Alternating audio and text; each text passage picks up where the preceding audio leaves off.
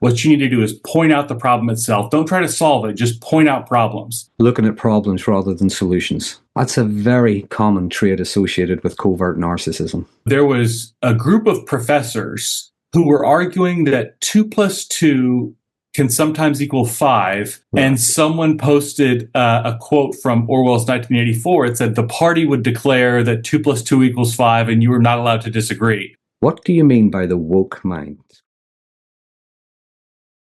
Hello, everyone.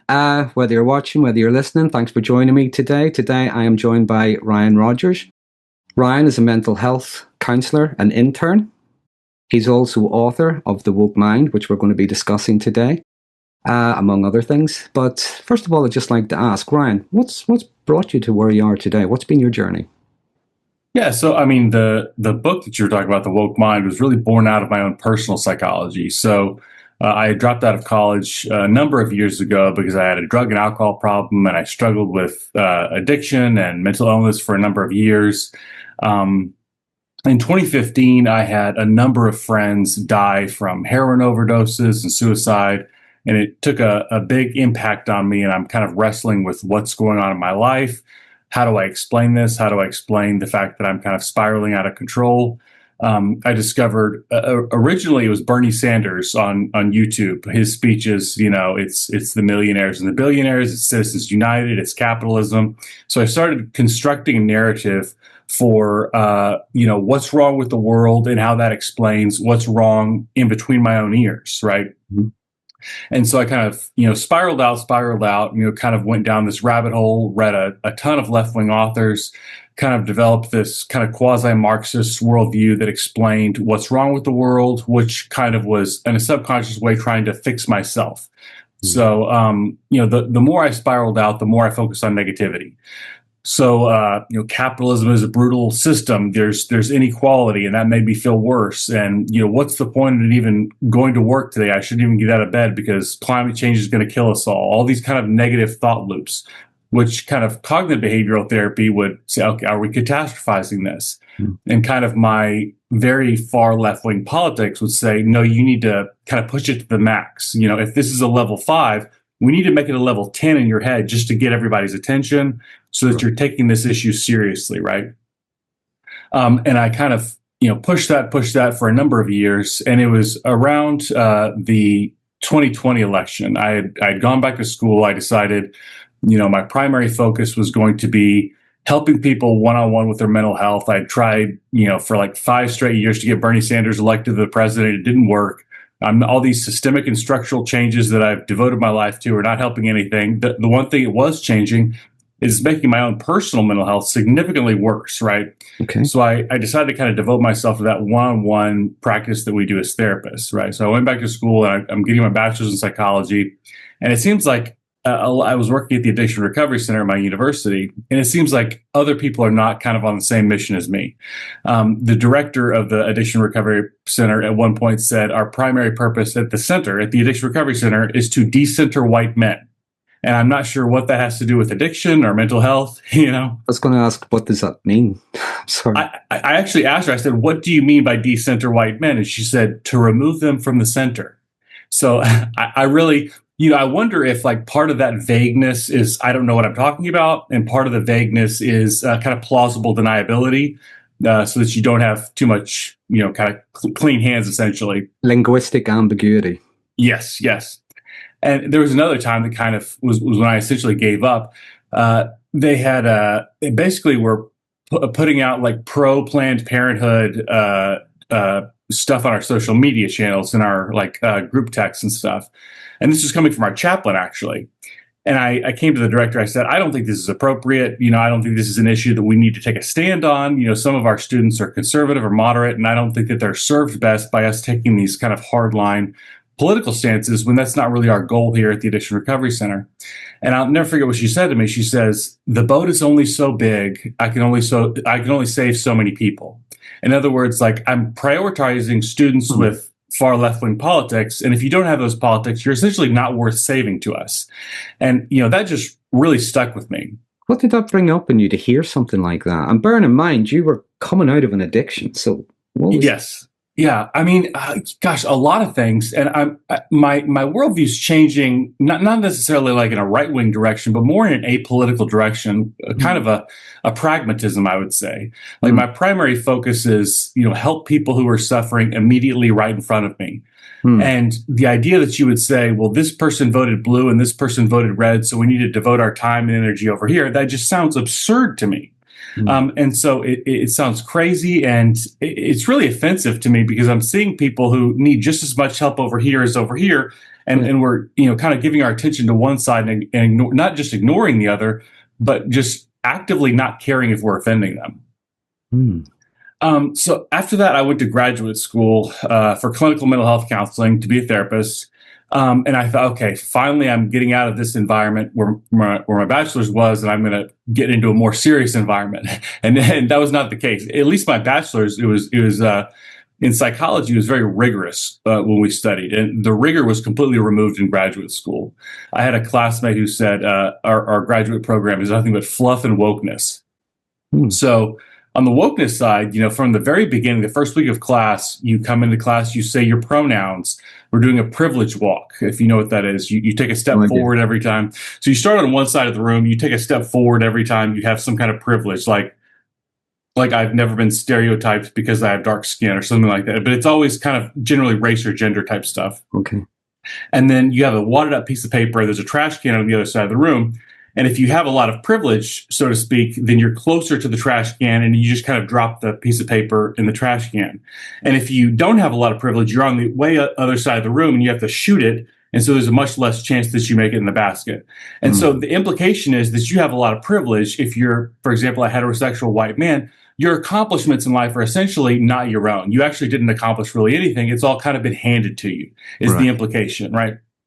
In my multicultural counseling class, counseling the culturally diverse, where we use the Daryl Wing Sue book, the first couple weeks of class, my professor said one of your primary purposes as a therapist is to become a political activist and quote burn it all to the ground. So now I'm like, I kind of left this life behind. Where am I? What is going on? I don't understand. Like what being a therapist has to do with being a political activist. And I Mm. went to her office and I said, look, I've been there, done that. I've done the whole political activism thing. Like, that's not really why I came here. That's not what I'm interested in. I mainly want to help people with their mental health. And she said, that's too bad. If you want to be a therapist, you have to be a political activist. And that kind of started my journey writing the book and kind of going on this crusade against politicized therapy. There's something interesting, and let me know if you disagree, because I could well have this wrong. When we feel disconnected, like things like trauma disconnect us, addiction disconnects us. And there used to be a time when they would have said something like the opposite to addiction is sobriety. Mm. More recently, they're saying the opposite to addiction is feeling connected. Johann Hari, is that right? I believe so, yeah. Yeah. Feeling connected, being a part of something. And I sometimes wonder, is that why things like the AA groups, the NA groups, why they can be so successful for a lot of people? Because what they do is they encourage connection, trying to make up to people that you might have hurt or lied to in your addiction. Reaching out to people, ringing people every day. It's trying to form connection with other people, trying to be a part of something. And I'm just wondering, at that time, as you were coming out of addiction, was there part of you looking for something to belong to, something to be a part of? And when you saw things like the Bernie Sanders videos and things like that, you were finding something you could maybe identify with at that time? Yeah, definitely. I was in a number of socialist organizations. I was in the Green Party in the United States. I was in the ISO, which is no longer around, the International Socialist Organization. They're more your old school Marxist Leninists, and then the Democratic Socialists of America, who are kind of your newer socialists. And I would say amongst the ISO, I fit in pretty well over there. You could drop a quote from the Communist Manifesto or Das Kapital, and you kind of build this social capital with other people. There's this kind of vibe of you're on the front lines of a proletarian revolution. I would say the other groups I never fit in as well because they had a more intersectional component. So you're not just talking about we have to overthrow the capitalist system, but we have to do it intersectionally, right? And so I'm constantly kind of beating my head against the wall. I remember uh, I said something. This might have been DSA. I said something about, like, I quoted Marx, and somebody goes, typical effing white man, quoting Marx. And I was like, is that something we white men are known for? I didn't know that, And it felt like everything I tried to do in some of these more intersectional spaces, I was always wrong. I was always offending people. Yeah. No matter what I did, it's like, oh, you forgot about non-binary people. Well, you didn't think if someone was disabled. Like, there's always something in the intersectional calculation that you didn't think about. And it's not just like a little slip or a little slight. It's like horrifically offensive. Anything that you forgot to say or becomes said magnified. Wrong. Becomes yes. Yeah. When you and I were talking previously on your podcast, one of the things I said, whether it's in a personal relationship, whether it's in maybe a working environment, it's in a situation, it's in a group, it's even in a cult or something like that, there's this little process begins. It begins with things like problematizing. Whatever you think, whatever you feel, whatever it is you've done, there's a difficulty with it. There's a problem with it. And then sometimes it can be made to look as if it's a moral issue or it's an ethical issue. But one way or another, we're led to believe we're doing something wrong. And then before you know it, we are, even if something is on our minds, we have this kind of cognitive dissonance going on. And what we're doing is more like reaction formation. We are reacting and we're doing things and we're behaving in such a way that goes against what we actually think. It doesn't make sense to us. We're actually hurting people by doing this, but in order to belong, we keep on doing it. That's really interesting that you say that. And I'm trying not to. I don't want to, like, straw man the social justice position, but I think you're really onto something. And I think what they would say, there's a kind of a Marxist critical theorist scholar named Theodore Adorno who has this quote: "There's no right life and the wrong one." And he would say, like, our current system of capitalism and all that. There's no way to reform it that'll make it okay. The only way to make it better is to completely scrap it, burn it to the ground, and start over so that we can have the right type of system, which you saw as kind of a socialism or communism, right? That's where you get cult-like thinking. Yes, like there's to rebuild something in our own image. Yes, there is no step-by-step progress. We have to completely eliminate this and make it exactly as I want. There's no shades of gray. It's always very black or white, which I think cognitive behavioral therapy would challenge that. And that's when you also get, when it said about the problematizing and so on, that's when you do start to get words meaning things that were never meant to mean in the first place. Yes, the concept creep. Yeah, trauma is not something that can be life-altering, life-changing, life-threatening. It's now something that just bothers you or annoys you, Safety. Again, you and I talked about, let's define what we actually mean by safe. What is the actual threat? Is it a physical threat? Do you know what I mean? Sometimes it is just being challenged. So the words take on a whole new meaning. And when we're in that, we don't often see it when we're in it because it just becomes so normalized. Yeah, there's kind of this logic of the slippery slope. So, for example, if I was going to speak on a college campus and I said something that to a lot of people would be completely innocuous, like there's only two genders, somebody might say, well, I don't think there's only two genders. I think there's such a thing as non-binary, someone who's neither man nor woman. And if that's true, and this person said there's only two genders, and gender is a social construct, then what you're doing is erasing this non-binary gender identity, which is kind of like erasing a people group, which is a form of genocide. So instead of like this, kind of linguistic difference in the subject matter we're talking about, all of a sudden this is a level 10 emergency, right? I am not safe in this room. I am physically in danger because there's a genocidal maniac at the microphone, right? Yeah. He's right. Everything becomes magnified. Everything becomes exaggerated, as opposed to someone might have a piece of information you don't, or thought of something you hadn't.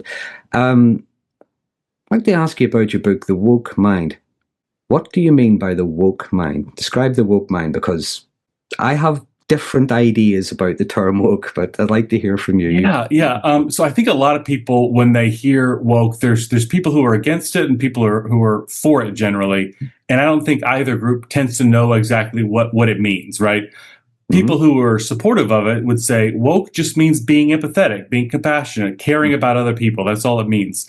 And a lot of people who are against it can't give you a coherent definition. Something about a person with colorful hair and maybe a nose ring, who's like saying things really loudly, or it's kind of like in America, the Supreme Court had the definition of pornography where we can't give you a definition, but we know it if we see it. It's kind of like wokeness. Like I don't know what woke is, but I know it when I see it, right? Yeah. And the definition of woke that I give is a little complex because it needs more defining. It's critical theory plus postmodernism applied to identity politics, right? And so if we can get a little brief history here, kind of the Marxists, going back to Marx and his friend who paid all of his bills, Frederick Engels, they had this idea that capitalism was oppressive, capitalism was impoverishing people, and if we switched to a socialist and then a communist system, it would liberate everyone, it would lift them out of poverty, we'd be in abundance, and we'd be free from oppression. And we actually ran several experiments on that in the 20th century, and the result was the exact opposite. By the 1950s, people were thriving in America. There was abundance. Working class people were being lifted out of poverty. In the Soviet Union and Mao's China, people are so impoverished they're starving to death. They were some of the most oppressive regimes the world has ever known. And so if you're a Marxist, it's kind of interesting. There's a bunch of Marxists who decided, I'll become a liberal, I'll become a conservative, but they abandoned that ideology. But the ones who stuck around had to figure out like what's going on here. And it's quite interesting, actually. You've got like Herbert Marcuse, who wrote this book called One Dimensional Man. I think it's fascinating because one of the things he's complaining most about is how terrible it is that working class Americans are so rich, right? He's like, this is awful because they can afford their own home, their own car, their own color television set, right? And now nobody wants to be a Marxist anymore. Nobody's interested in revolution. And he's kind of thinking out loud at one point. He goes, is it possible to have a revolution if you don't really need one? I just love how honest Marcuse is, just thinking out loud in that book. But kind of the answer that you get from critical theorists and then in France from the postmodernists is problematizing, like you said. Yeah. Like you can never have gratitude. You always have to look for the problems in things, always be complaining. Adorno had this phrase called actionism, and later critical theorists would call it solutionism. Like it's a bad thing to look for solutions to problems. What you need to do is point out the problem itself. Don't try to solve it. Just point out problems, right? And so they're kind of obsessed with pointing out problems. Deconstruction is a big buzzword you get from people like Jacques Derrida. Let's tear things apart. Now, none of these people have any coherent idea of how to build something, but they're very focused on tearing things apart. And that's a big part of that ideology. And then you kind of apply that to identity politics. And it's like, okay, let's tear apart anything that comes from white men or Western European society. So you get big attacks on things like individualism, hard work, saving for a rainy day, personal responsibility. And you kind of look at it and you say, like, all the things that are leading people to success in life have been demonized as some form of oppression. And you think, like, gosh, this almost sounds like some nefarious plot to kind of sabotage people's chance of getting ahead. And when you read the literature, it kind of is. Like, you're trying to push people to a breaking point where they're desperate and angry and they want to overthrow the system. Like, that's kind of the point. And it's a big challenge for them because the system, I mean, it's not perfect, obviously. There's plenty of problems in our system, but it works far better than the alternatives. So you really have to generate a lot of artificial resentment and discontent in people in order to get that revolution to become a possibility. You mentioned looking at problems rather than solutions. That's a very common trait associated with covert narcissism. Every solution has a problem. Every silver lining has a cloud. Everything is unfair. The other thing I would say is, yeah, you get people who maybe want to fix the world, and they might have genuine reasons, genuine motives, but this is the thing: you cannot be a hero unless you have a villain. You need to have an enemy to defeat. You need to have some kind of villain that's standing in your way, something that needs overcome. Again, common with something like covert narcissism, it is someone who is holding you back, or someone oppressing you somehow, someone victimizing you somehow. You are great, you are special, it's just that someone or something is really unfair to you. Again, I'll say, see, when you see it, you can't unsee it. Yeah. But the thing as well is, the reason I was asking you about woke, because people are talking about the woke right at the moment as well. And that's something I'd mentioned again whenever you were interviewing me. I know there is a left and right. There is politics and so on. There's left-leaning people, there's right-leaning people, right-leaning people. And, you know, their ideologies, there's some good things about them, there's going to be some bad things about them. And I think it's sometimes when they meet in the middle, they're able to maybe compromise, or they're able to maybe, you know, take a good bit from this and a good bit from that. Generally, that's when we find something that works. I think what we're more dealing with are more personality types that lean towards extremism. And it doesn't matter whether they're on the left, or it doesn't matter whether they're on the right. It's you could call it extremism. I, like Andrew Doyle phrased it in one of his books, they're Puritans. Everything, you know, they're like the old Puritans, you know. If you think, that was a great book. Yeah, it is a good book. Have you got his new one yet? What's his new one? His new one is The End of Woke, but it's with no. There's no question mark. He says there should be an implied question mark. I haven't got it yet myself, but I would be interested to see what he actually means by the end of it. The End of Woke. Woke, to the best of my knowledge, means to be alert and to be aware. Okay, I know there's more to it than that, but if I was to sum it up, it means to be alert and to be aware. I think the people that we label as woke, and I use that word deliberately, we label as woke, have got to be the least aware people you'll ever meet. So they're just my thoughts on it, which is just why I'm asking about the woke mind, how you define it. But again, I think it applies to, we largely think it applies to people on the left. I think it just applies to particular personality types. You know, I interviewed Helen Pluckrose on my channel, and we had a great. One of the things I love is, rather than dividing things into left and right, she divides it into liberal or illiberal, right? And when you look at it in that context, you see so many overlaps between what's called the woke left and the woke right, right? So this constant focusing on a victimhood narrative. I'm a victim of the system, and somehow, you know, you've got obsession with identity politics. You've got standpoint epistemology. I don't care what your science says. My story, my lived experience says X, Y, Z. You know, you've got anger and desire to tear things down without really much of a understanding of what you want to build instead. Now, there's differences. You know, the woke left would demonize white men, and the woke right generally demonizes either racial minorities or Jews or both. And they tend to demonize women more than men. So there are like different aesthetic differences, but the core of the ideologies, I would say, is extremely similar. Very, very similar philosophies. Yeah, that's why I refer to them as like Puritans. Yes. Yeah. And you know, anything that isn't us is bad, is sinful, is a threat, and so on. But that's the thing about the Puritans, and you would find this if you look back through history. You look at things like the Spanish Inquisition. You look at things like the French Revolution, you look at, you know, Stalin's Russia, Hitler's Germany, you look at all of these different things that were happening. And these people who were so puritanical about their beliefs and so on, once they got into positions of power, it wasn't long before they started turning on each other. Because you're not pure enough, you're not citizen enough, you know what I mean? You're not holy enough. It's not long before they turn on each other.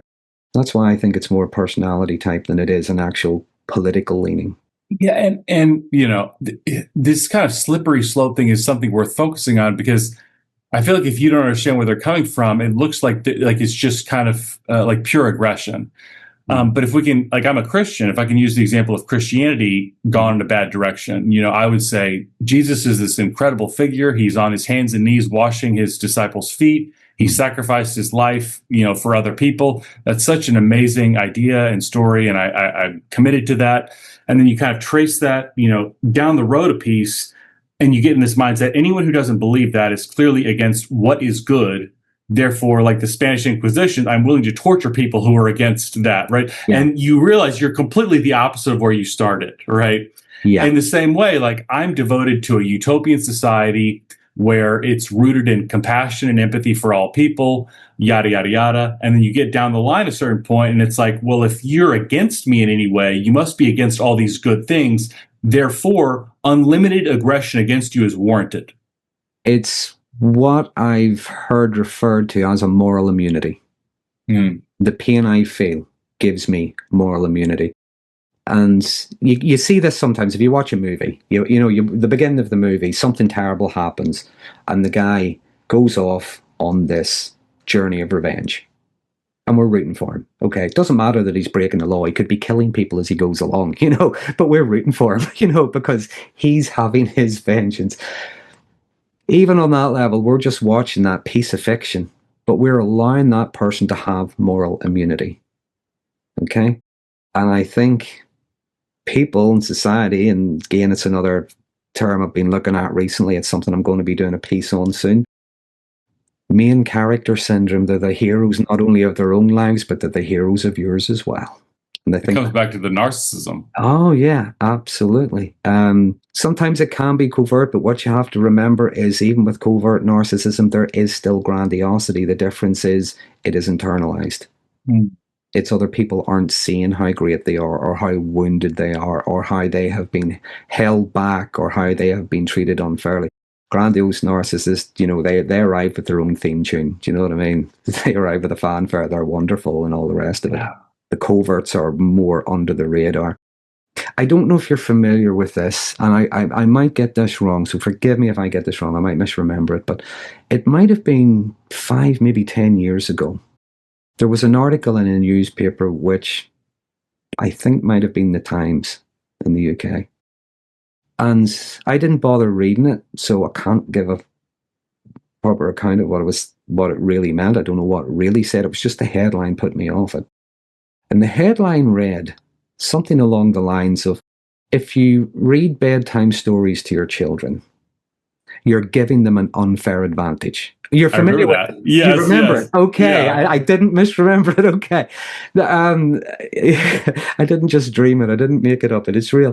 Yeah, if you read bedtime stories to your children, you're giving them an unfair advantage. Now, as a parent, if someone had presented that to me when my kids were small and said, you shouldn't be reading those 2 stories because, I'd be, and what? Why aren't you going and telling the other parents you should read to your kids because it helps them? Why aren't you doing that? Why are you trying to make me feel bad for doing something good for them? Do you see what I mean? So it just becomes, again, it becomes problematized, but it's twisted on its head. You're led to believe you're doing something wrong. And that's a strange kind of way to fix society. Instead of trying to raise everybody up, no, let's keep everybody down. That's so fascinating. It's just bizarre. And to go back to what you're saying about the different types of narcissism, I talked to J.D. Haltigan, the psychologist, about how on the political right, especially in America, narcissism tends to manifest in a grandiose sense. So think of Donald Trump. Look how great I am. I'm the best deal maker. I'm the best, he's right? Bombastic and he's high in extroversion. He's highly disagreeable, all that stuff. Yes. But on the political left, they have this vulnerable narcissism, like you were talking about, like covert narcissism. And it's kind of the same thing of, you should admire me, you should praise me, you should give me lots of respect. But instead of because I'm so great, it's because I'm so weak, because I'm so vulnerable, because I'm so marginalized, because I'm so oppressed. I'm so kicked around, therefore you should think of me as great. So they're like coming to the same conclusions on the left and right, but the marketing plan is different essentially. Yeah, it's largely the same thing. They just go about it in a different way. And Jordan Peterson always asks the question, when does the left go too far? And I'm not pretending this is the answer, but it's the best answer I could think. If he ever hears this, see what he thinks. The left goes too far the same way when the right goes too far, and that is whenever you just can't tell them apart. They're doing exactly the same thing. They might call it something different. They might give it a different term. They might use different labels, but they're doing essentially the same thing. There's a very Machiavellian side that, they have no problem with manipulating you because as far as they're concerned, the end justifies the means. And with both sides, again, what you would see is if you just looked at this as a relationship with someone, a lot of the arguments tend to be more coercive rather than persuasive. Yeah. I think a couple things that kind of tip me off as to the left going too far. One is when rationality doesn't matter. I feel really strongly about this, regardless of what the evidence says, regardless of what's logical. My feelings trump that empirical evidence. Mm-hmm. I think that's one warning sign. The other is kind of lack of compassion and open hostility towards out-group. I'm no longer in this for some kind of liberal universal. All Trump supporters can die for all I care. That type of mentality. I think if you have this, I want to do what's best for everybody. That's kind of what I'm putting forward, as opposed to like this kind of tribalism. I'm doing what's best for me. And like in American politics, we see this all the time. Of are we directing more money to urban or rural areas, or blue states or red states? All that infighting is just tribalism. Yeah. Back earlier on, I was saying when you were coming out of an addiction and how we need to feel some sense of connection. When we find a group, when we're in a group, when you get that cult-like thinking, it's the rest of the world that are the bad guys. It's anybody who's not seeing it our way are the bad guys. And as much as we might want to be preaching joy, love, and happiness, and the mother spaceship's going to come and collect us, take us all off to the planet Utopia or whatever, because all we want is love and happiness, there is absolutely no problem. Again, the moral immunity. There's no problem with us wanting terrible things to happen to these people because they're not us. These people, if they die horribly, no problem with that whatsoever. It's like dehumanizing, really, isn't it? And kind of what you're saying about that cult mentality is like from the mindset of someone who's an extreme social justice fanatic. The way you look at it is if a friend or family member came in, and this is how I looked at it for sure, and I was very not very polite to those around me. But if someone says, "Hey, I don't know if Black Lives Matter got everything right. I'm not sure if kind of it may go off the rails at some point." The response would be like, "This person is like threatening the tribe. Are you saying racism's okay? Are you defending racism? Or hey, I don't know if we should just kind of burn down capitalism. I don't know if that's the most rational response. Are you saying it's okay to exploit the poor?" Like everything that someone, what you're saying. Yeah, someone may be coming in good faith with a rational argument, and I just kind of emotionally and intellectually shut down. You're an outsider. You're threatening the tribe, essentially. This is the thing about a cult. Cult-like movements. I know it's a word that's thrown around. Pretty much it's like narcissist. The narcissist is now just someone we don't like. A cult is now a group we don't like. But when you really look at how they operate, within cults, there are questions you're not allowed to ask, such as, what does this even mean? Where's the reason behind this? Or what's the long-term goal here? Even just simple questions like that. There are questions you're not allowed to ask. But there are also answers you're not allowed to question. Okay, so again, you're caught in this double bind. You have to accept the narrative. And again, sometimes there is that fear of being rejected, that fear of being, thrown out into the wilderness, or these days, the fear of being cancelled, which apparently doesn't exist anymore. But sure, there you go. It did a few years ago. People were waving flags and cheering it on. Now it's not real. It doesn't exist. So I suppose there's another part of it as well, where our own histories start to get rewritten as well. It's mass gaslighting. That's so fascinating. You brought up the cancel culture piece. I wrote about this in the book, and it's like this with so many different things. It's like this with critical race theory and like a lot of these different things. But the mentality or the argument that you'll hear time and over again is cancel culture doesn't exist. That's just a myth that conservatives made up because they don't like accountability or something like that. And you say, okay, what about all these people who have been canceled? Well, cancel culture is rare, and it's only in extreme circumstances when people really need it. And then you kind of keep going along. It's like, well, cancel culture is good and you should support it, right? The goalposts are always changing, and it's like trying to nail Jello to the wall. It doesn't happen, but when it does, it's a good thing. Yeah.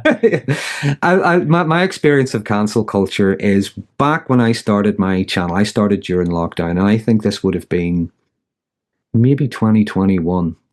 I put out a video, and I was talking about the vindictive nature of narcissism. And someone had asked the question in the comments. Well, I used to assume it was a question. It was something along the lines of, right, so would you say what you've just described there as cancel culture?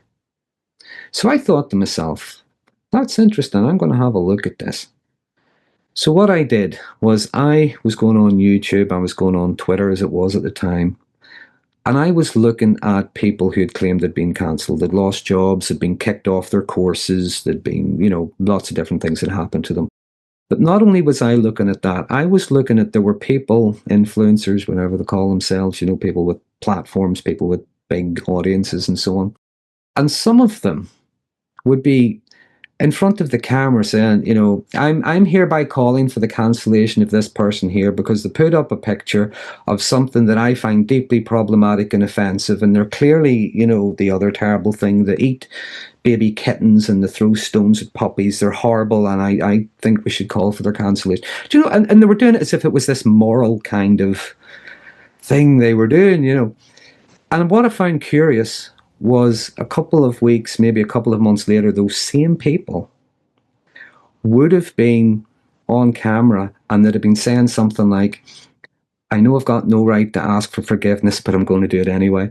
5 or 6 years ago, I clicked like on the picture of a person who's recently been cancelled, and I don't want anyone to think that I'm like them, and I don't support that kind of thing. Do you know what I mean? They're afraid of being hung on their own gallows, really.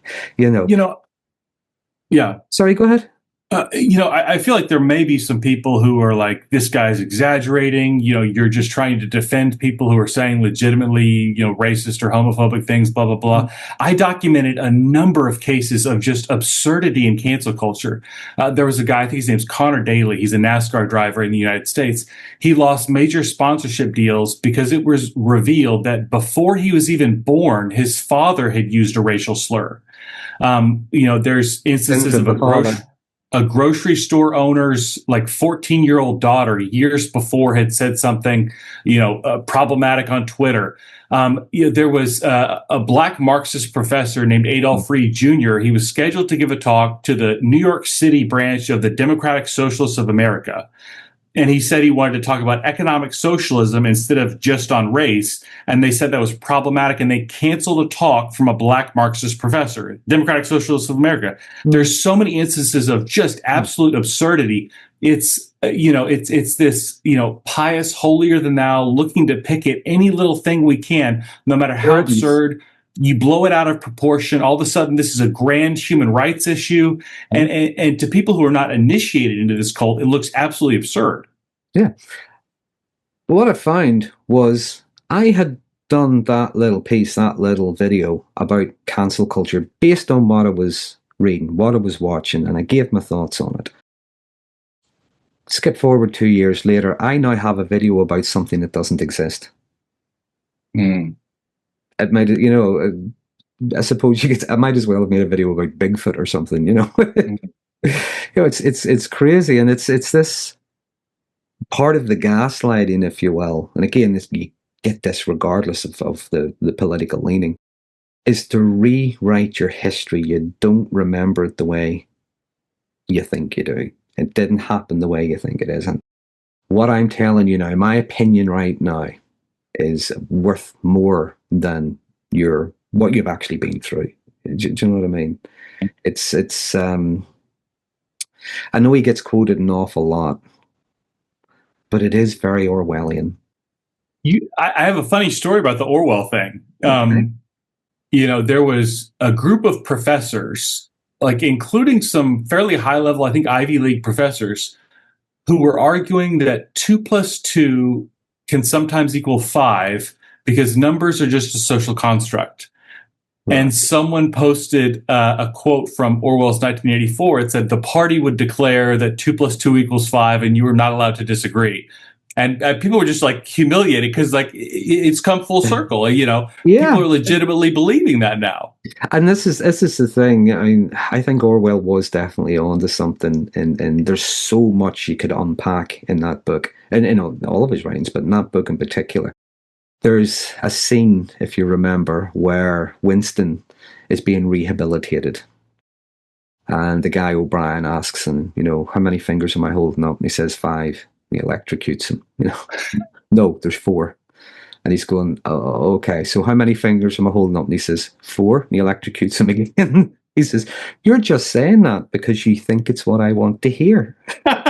And then he asks him again, how many fingers am I holding up? And Winston goes, I don't know, just tell me, how many fingers? And he says, now you're getting it, now you understand.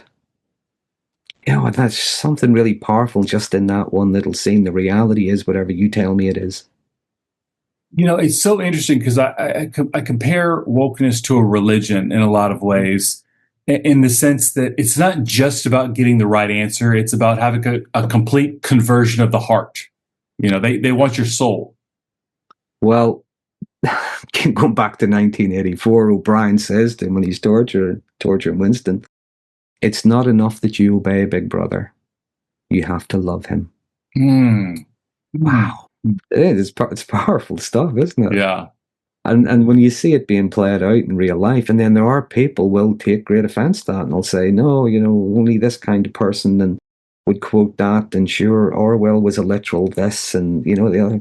Yeah, but you're missing the point. You're not reading the story. You're not getting what's going on. There is something I think as well. Go back to the mindset, the personality type. What they call the elites, the people that are in power. Now, tell me what you think of this. See if I got this wrong. Okay. I know there's a lot of different ways you can interpret different Bible stories, and you'll have to forgive me. I don't know the King James inside and out, so I can't tell you chapter and verse. But there is a story that takes place. I think it's in the Gospel of John, if I remember right.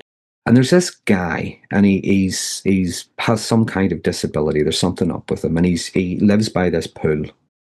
The pool Bethesda. That's the one. And every now and again, an angel comes down, stirs the water. First one into the water gets cured. Okay. Yeah. Now, Jesus is walking along and he asks him, what's up with you? And he says, I've been here 37 years. And he says, well, why'd you not get into the pool? And he says, because I've no one to help me. Mm-hmm. And every time the angel disturbs it, someone always gets to the pool first. So I've been here now. So he'd been there 37 years, right? You think of the scribes, the Pharisees, the Sadducees, the elite at the time, okay? The moral superior, the leaders, the experts in the law, and preaching things like compassion and being good to your neighbor. I'm going to hazard a guess. This guy's there 37 years. This guy's probably been there most of their lives. They probably walk past him every day. Probably knew him on first name terms, For 37 years, not one of them thought of saying, tell you what, mate, here comes the angel. Come on, let's go. Mm. One of them helped, right? But the very moment Jesus said to him, right, well, I'll tell you what, you're cured, just pick up your bed and go home. And the moment he does that, they're coming out of the woodwork and they're saying to him, you're carrying your bed, it's Sabbath, you're breaking the rules. Mm-hmm. Yeah. In other words, they're not saying things like, oh my goodness, what happened to you? This is wonderful, it's a miracle, off you go home, have a good life, we're very pleased for you. No, it was hey, you're doing something wrong. Which kind of goes back to you shouldn't read to your children because they might actually benefit from it. That's a really fast. I haven't thought about that. I've thought about the Pharisee comparison, but not that story particularly. But that was really interesting. And what's coming to mind to me is there's a lot of people. Rob Henderson documents this a lot. Mm-hmm. Have you heard of luxury beliefs? Yes. So you've got a lot of particularly white upper and upper middle class progressives who live a certain way and preach a very different thing. So, marijuana is not bad for you. We should legalize drugs, but they don't use drugs and they're telling their kids don't use drugs. monogamy in the nuclear family is outdated. We should be polyamorous and more open-minded. But they have monogamous marriages and nuclear family. Hard work is for suckers. It's an outdated construct of the Protestant ethic and the European Enlightenment, but they believe in hard work. All these things, they're saying one thing to the world, and then at home in their family, like, this is what you got to do to get ahead in this world, right? It's this very two-faced type of thing. And so like it'd be like a Pharisee who's like, I'm preaching this, you have to obey this type of law, but I'm doing like something very different in private, basically. Yeah, well, is there not another example where they drag this woman out and they say, she was having adultery? I always find that story curious because they dragged her out, they left him alone. Yeah. Like he just gets to go home scot-free. Yeah. They drag her out and they say, and I'm going to give you my take on this. They drag her out and they say, the law says we're supposed to stone her. What do you say? And what he says to them is, well, I'll tell you what, if anybody here has never done anything wrong in their lives, then go ahead, you can throw the first stone. Now, the story reads that they all kind of look at their feet and, sort of like kick the sand a wee bit, move it about, and then they just one at a time, they go home. I put it to you, Ryan, that if that story were to happen today, and he says, well, look, I'll tell you what, if anybody here has never done anything wrong, then by all means throw the first stone. I put it to you, they would be so outraged they would actually stone him. How dare you accuse us of doing so? Yeah. I quote the Bible a few times in my book because I feel like it's this very misunderstood, very warped version of Christianity in some sense. So in the book of James, I think it's James 2:10, the author says, "He who keeps the whole law and yet stumbles in one point is guilty of all." And the point of that in the Bible is to point you towards God, towards the Savior, right? But there's a similar mindset in social justice. If you 20 years ago committed the smallest microaggression, you're still completely tainted as a depraved sinner. And there's nothing you can do that's going to wash away your sin. There is no redemption. No redemption. Yeah. And that's why I said to you earlier on about how it's not long before they turn on themselves. They turn on each other. Again, you think of something like the French Revolution. They get rid of the monarchy. We're all citizens now, except him there, because his field is slightly bigger than mine, or his potatoes grew better than mine. Now all of a sudden, there's unfairness, let's get him. It's not long before they turn on each other. That happened in the Soviet Union as well. I think they're the kulaks, where they're kind of like basically like middle class. They're like, let's kill the rich, and then like the rich are gone. Like, well, these are the new rich. Let's kill them too. And on and on it goes. And there's different. I don't know if he meant it this way, but Freud talked about the narcissism of small differences. Yes. And that is like, even within a group, you try to have something that makes you different from the group, something that makes you interesting, stand out a bit. And maybe I'm contorting what he meant by that. Maybe I'm misreading it, but sometimes that narcissism of small differences is any small difference or any deviation from the cult narrative. Again, you're beyond redemption. Something else about this is that there is a social capital that comes from pointing out wrongdoing. So if I notice which is why people in the Soviet Union were very eager, very quick. Yes. To, for want of a better word, grass on their neighbors. Yeah. Same with the Pharisees in the Bible too. There's a social capital for, being holier than thou. So I may point out, so it may be something that's even fairly innocuous that you think like doesn't have any kind of, there's a number of times in my classes, I'm thinking of one time in particular, we were broken out into small groups in my multicultural class. And they were talking about what kind of messages did you learn about race as a kid? And, we're going around, I said, I think my parents always taught me not to judge people for things that they have no control over. And there's a young woman in my class, she said, that's problematic. What you said is racist. Okay. And she said, there's two Mexican women in our group. One was from Mexico, one, her parents were from Mexico. And she said, what you're saying is they can't help that they're Mexican, but you would like it if they were white. What are you talking about? I have no clue where that came from. And both of these women were like, oh, no, Ryan, that's not how we took that. We didn't understand you that way. And the woman like got up and left our group and sat on the other side of the classroom for the rest of the semester. But it's like you're looking for something that if you can, even if it's not problematic in itself, if you can kind of warp it, twist it, look at it for some perspective that might be evil, you get some type of social capital for calling out another person. Yeah. And if you can't do that, then you can, again, if you were to apply this to like even a one-on-one relationship, then you bring up something that really hurts me, something that triggers me because of the terrible things that happened to me, or, because of my sensitivities, or whatever it happens to be. Whatever you're doing, it's hurtful and it's offensive. I can't remember if I told you this whenever I was on your channel, but I remember doing training once, and I was training people in solution-focused therapy. And I was talking about things like building resilience, and this is a therapist. And they're sitting like this and going, I hate that word resilience. What do you want me to do? Do you want me to make up a new word? Or do you want me to just remove it? Or do you want me to find something? What do you mean you don't like resilience? Maybe you're in the wrong job, But you know what I mean? Just finding something. Yeah, I mean, kind of you have words and phrases like resilience and work ethic and personal responsibility. These are all for some reason have become right-wing coded. It's some mentality of what's that? A dog whistle.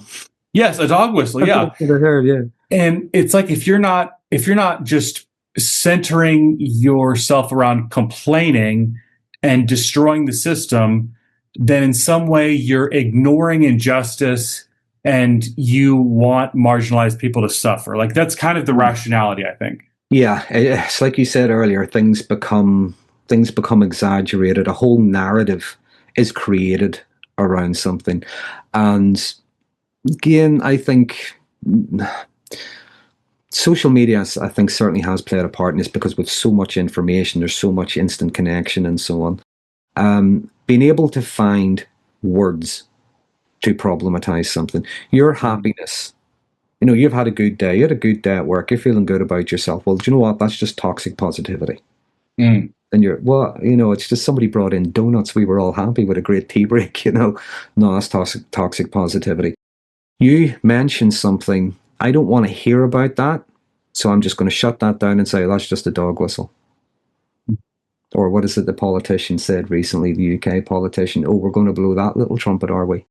Do you know what I mean? Just finding these labels to discredit what it is you're saying, or whatever it is you're thinking, or whatever it is you're doing, just to give it a label to be able to either exaggerate it or minimize it. One way or another, it's just about discrediting it. If you can connect something, no matter, it's like you've ever played the game 6 Degrees of Separation? It's like if you knew a friend who knew a friend who knew a friend who knew some celebrity, that's your connection. Kind of that six, it's called 6 Degrees of Separation. It's like that, but with kind of the sins of social justice. So if you can connect something in some way to something bad, like in my field, psychology, like IQ is a big one that's kind of taboo. Because at some point in the early 20th century, people used IQ research to promote racist ends. Therefore you can't comment on IQ anymore. There's a lot of instances of that where, if you can, states' rights is one in America, like that. You must support Jim Crow if you say states' rights. It's a dog whistle. No matter how far removed it is. If you can eventually connect it to something bad, then that thing itself is now discredited.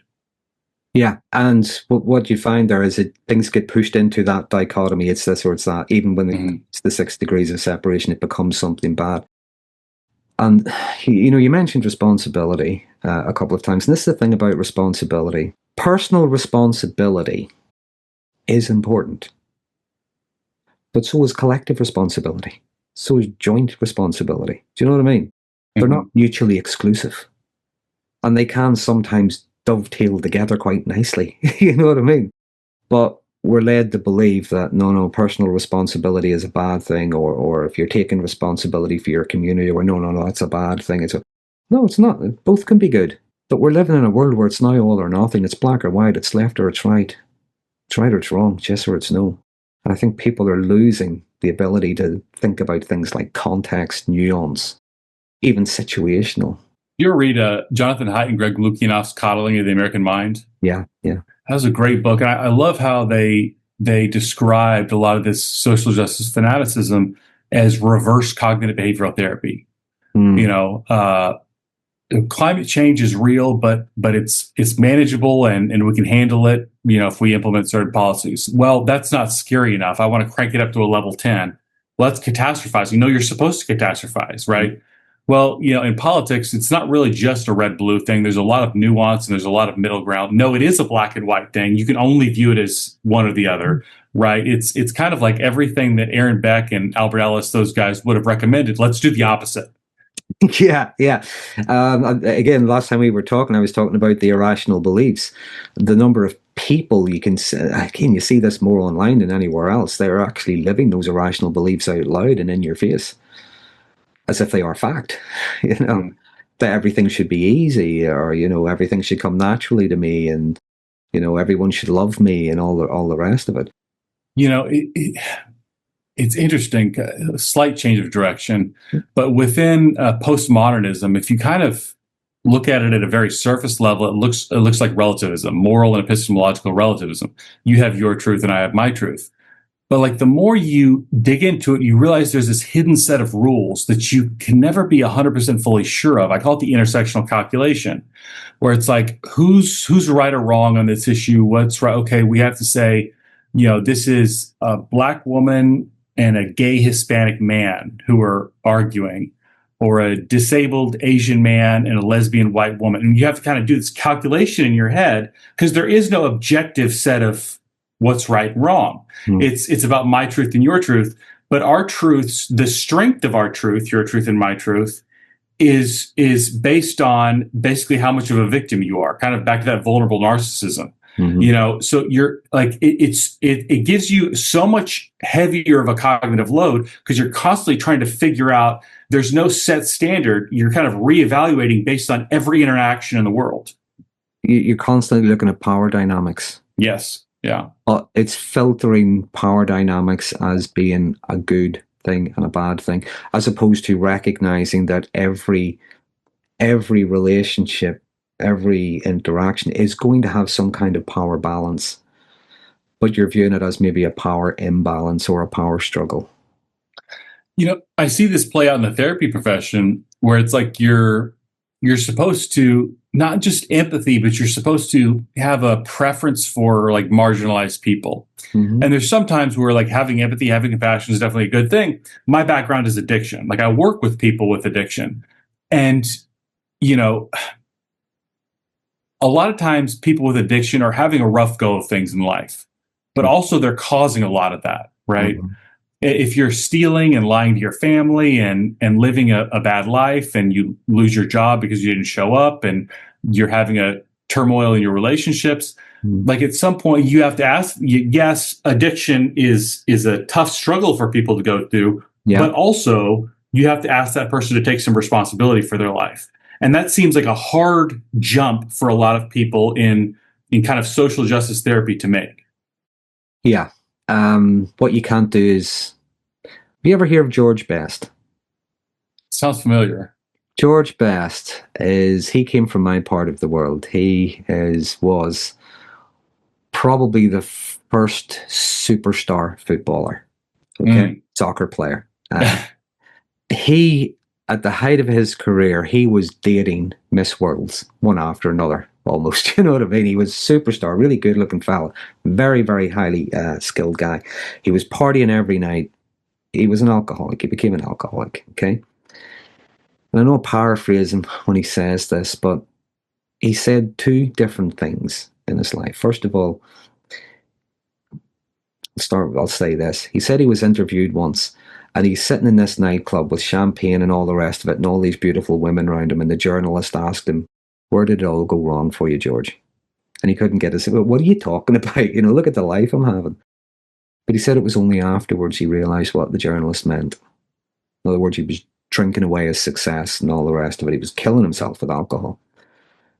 But what he said in later years was, first of all, he says, I didn't get out of bed one morning and decide to be an alcoholic just to see what it would be like. But then another thing he said at one point was something along the lines of, no one ever forced me to drink. Mm. All of those things are true at the same time.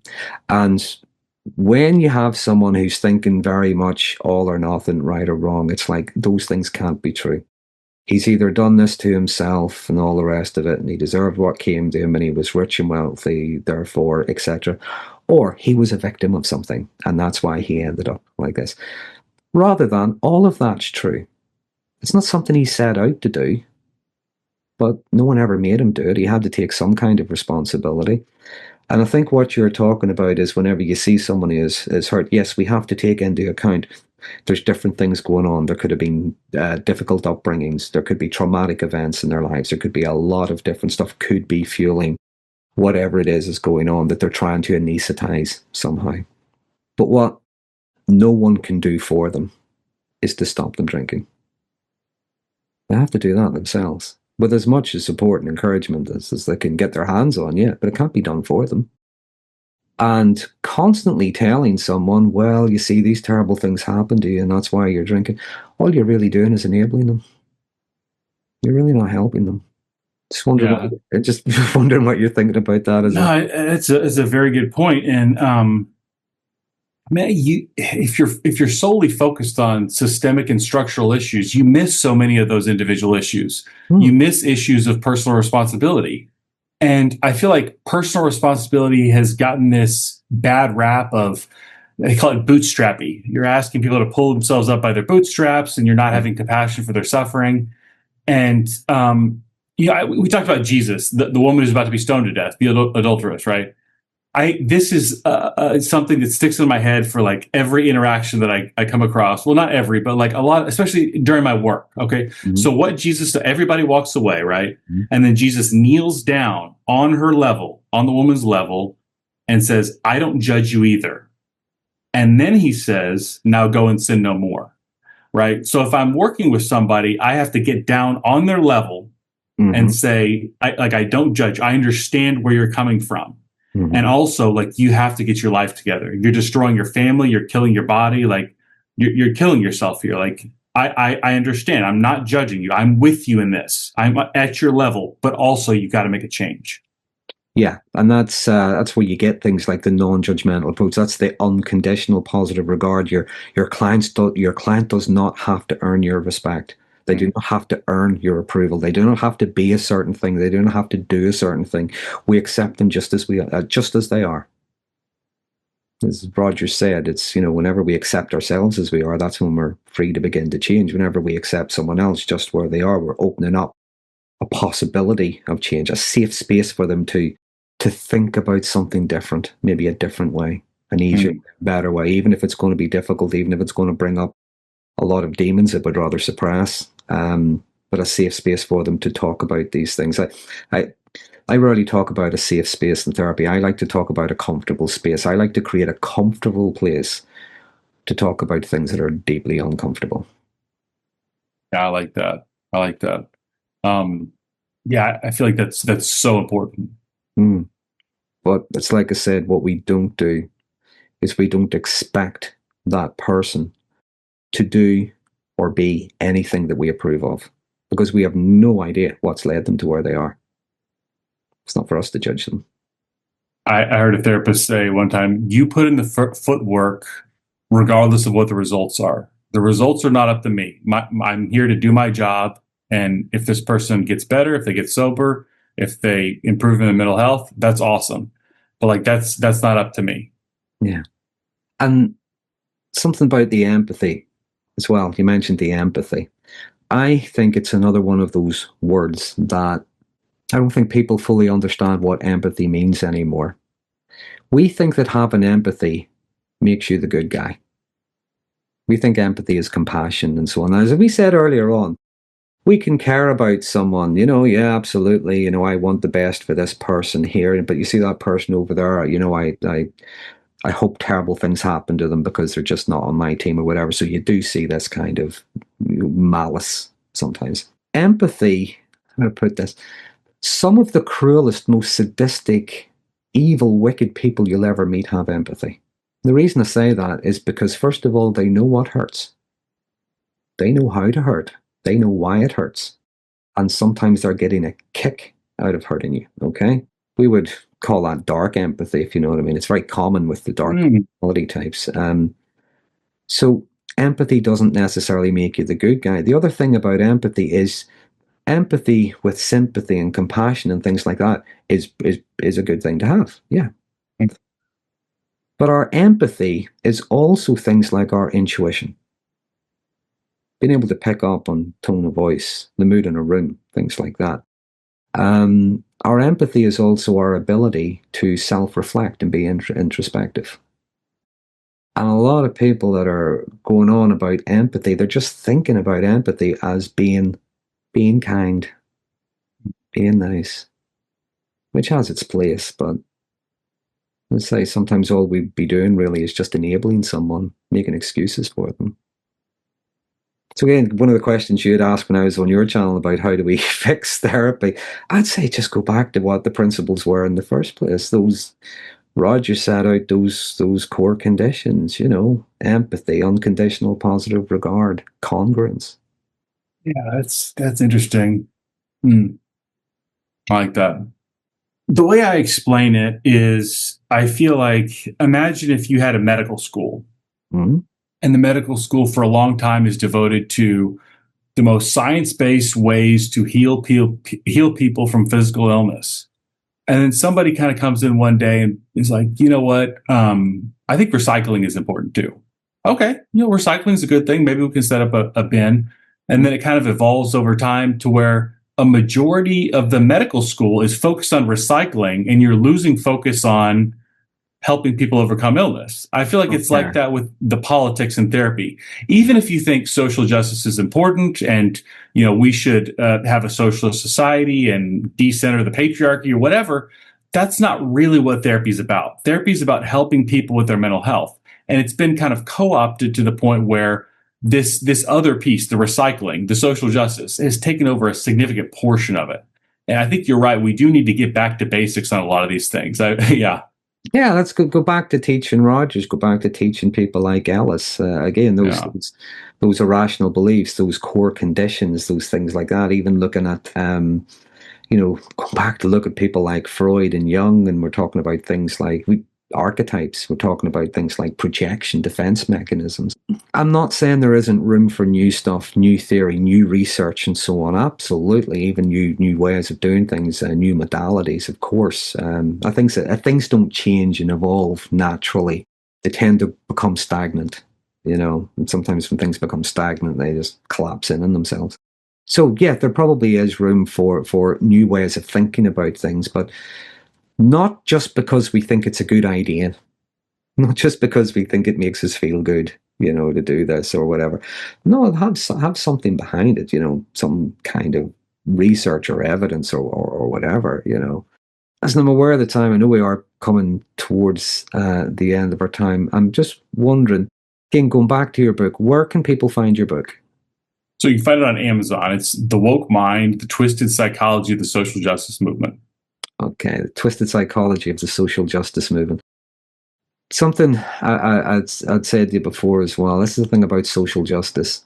There are probably some things in the world do need to change. They probably are unfair, but what you're describing, I think, is really the personality type, and they've leaned towards the social justice thing is giving them some sense of power, some sense of credibility, some sense of influence, some sense of attention, whatever it is, because a lot of the stuff they're talking about doesn't really sound like justice. It doesn't really sound like fairness. The term itself seems so unfair, as though I am the only person who wants a just society. Like if you look at conservatives, libertarians, moderates, old school liberals, all of them want to have a just society, and they have their own ideas of how to get there. Even the Nazis believed that they were creating a just society. Like just saying social justice does not make you the just one. But it's kind of like we wave a magic wand, we declare it to be so, therefore you have to accept that premise. Something that I sometimes think about is There was at one point the Nazis thought they were on the right side of history. Yeah. Yeah. I think a lot of dating back to Socrates and kind of the Enlightenment, the scientific method, a lot of that's rooted in humility, right? Yeah. That I don't have all the answers and I have to be constantly cognizant of that. Yeah. Yeah, and again, it's something we do in therapy. Somebody comes in to see us. We do not assume for 1 second we know what's going on with them. Let's imagine they present with something like just like work-related stress. We do not jump to the conclusion we know what's going on with them and how to fix them, because we want to know what's going on. We want to learn. Teach me about you. Let me understand you. We want to learn. Something I've learned since starting to see clients is what they come here for. The presenting issue is usually not the real issue. Yeah, that's true. That's true. It can be something like work-related stress, and by the time you're a couple of sessions in, it's not just the work. There's relationship things. There's stuff going on at home. There could be historical family stuff. Oh yeah, there's a lot of different stuff going on. Yeah, that's why we say, help me understand you. Teach me about you. Okay. So, The Woke Mind can be found on Amazon. Where else can people find you? So I'm on Twitter or X as Ryan McRogers. And then what's that? So I did hear this when you were talking to Josh, but I'd like you to tell the story. Where does the Mick come from, McRogers? So my name's Ryan McDonald Rogers, and Ryan Rogers was taken, and I thought McDonald Rogers would be too long, so I just shortened it to Ryan McRogers, and now a lot of people have gotten a kick out of that. Yeah, it's like Darren F. Magee. People ask me why Darren F. And there's two reasons for it. One is, first of all, have you any idea how many Darren Magees there are in the world? How many Darren Magees there are on YouTube and on Twitter, never mind anywhere else. Secondly, when I was a little kid, my childhood hero, I wanted to grow up to be Captain Kirk. The nearest I'll ever get to it is Darren F. Magee instead of James T. Kirk, so it's never ever get to it. But yes, sorry, go ahead. The other, I have a podcast, Reality Therapy. You can find that on YouTube and Spotify. And I've been on that. If you haven't heard it already, please listen to our conversation. Listen to Ryan's conversations with other people. He has had some fabulous, very interesting guests on. I'm just honoured you've been one of them. This has been fun. This has been very informative, and I said it last time, I'll say it again. Maybe we could do it again sometime. I'd love that. Thank you. Okay. Until next time, take care.